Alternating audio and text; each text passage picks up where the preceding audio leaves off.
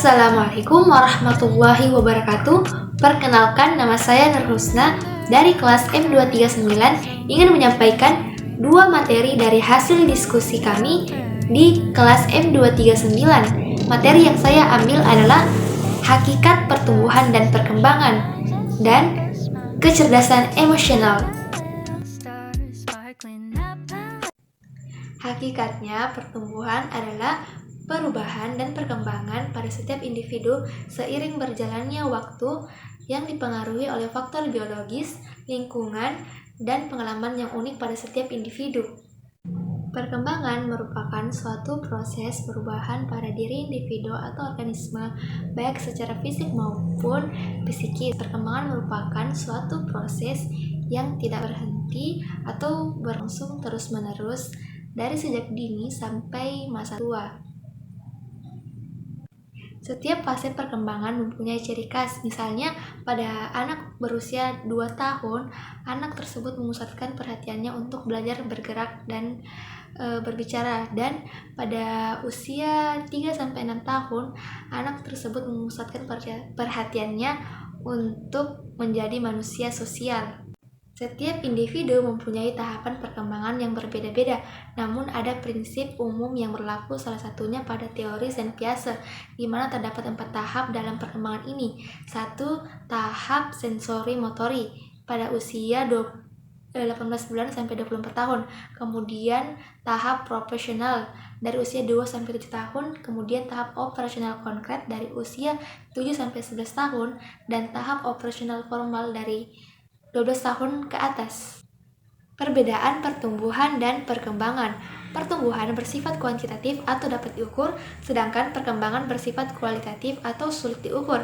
Kemudian pertumbuhan itu terbatas dan perkembangan itu tidak terbatas. Perbedaan selanjutnya yaitu pertumbuhan bersifat struktural, sedangkan perkembangan bersifat fungsional. Pertumbuhan dapat dilihat secara fisik, sedangkan perkembangan itu dinilai dari karakter atau kemampuan seseorang. Contoh pertumbuhan dan perkembangan. Pada pertumbuhan yaitu tinggi badan, berat badan, banyak gigi, panjang rambut. Dan contohnya pada perkembangan yaitu kecerdasan, kemampuan berbicara, motorik, dan sejenisnya.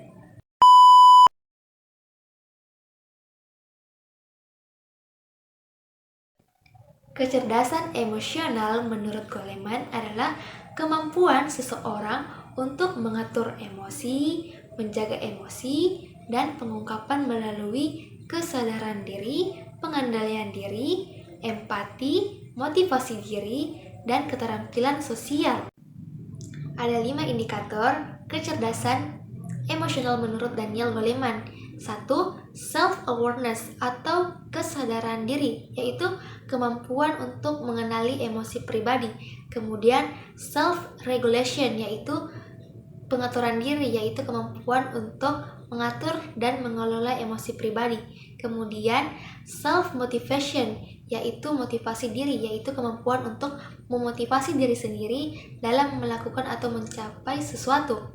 Kemudian empathy, yaitu kemampuan untuk mengenali dan memahami emosi orang lain yang memiliki perspektif yang berbeda atau beragam. Kemudian skill sosial atau kemampuan sosial atau keterampilan sosial, yaitu kemampuan untuk membangun hubungan sosial yang baik dan positif dengan orang lain. Seseorang yang memiliki kecerdasan emosi memiliki aspek untuk memotivasi diri sendiri.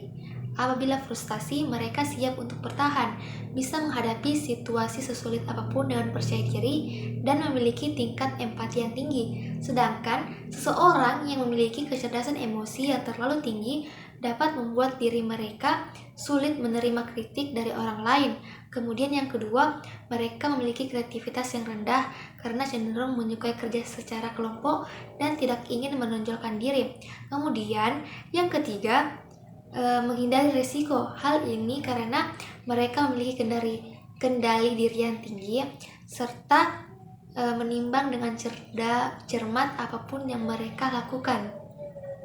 Sekian dari saya, mohon maaf apabila terdapat banyak kesalahan. Lebih dan kurangnya mohon dimaafkan. Wabillahi taufiq wal hidayah. Wassalamualaikum warahmatullahi wabarakatuh.